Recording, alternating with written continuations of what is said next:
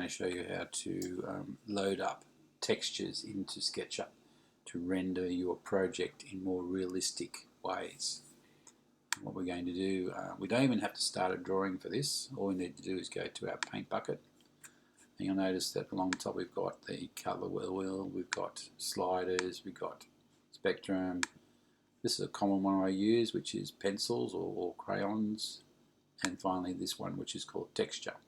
We're going to choose wood. There are a whole range of different textures on here, but we're going to choose the wood one, and we're going to add some textures that I've downloaded to this sample so that we can use those for rendering. First of all, we go over here to color. We're going to choose a new texture. Well, that will load up. Takes a little while.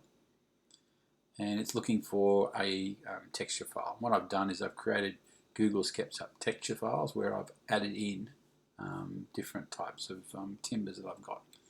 Here's one down the bottom here called Walnut H. The H stands for horizontal, and walnut is the type of timber it is. I'm going to open that. When we open it, we'll notice that it's 200 millimeters wide and 100 millimeters high, which is probably a little small for what we're doing. We need to have that just a little bit bigger. So we should probably change that there to 300. And you notice when I click on that, enter it, the other one automatically changes. So just double click on that again, and you'll notice that that's 300 by 150. That means it won't tile or tessellate over the job, it'll just be one texture. Okay, so we can close that now. Let's draw a rectangle on the ground just to double check what our timber looks like, and we'll make it 300 by 100. Zoom in, push pull, and grab the paint bucket to that texture, colour it in, and you'll see how it's coloured that in, looking like a piece of walnut. Thank you.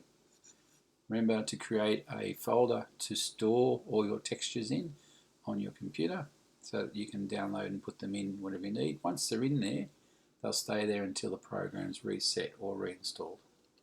Thank you.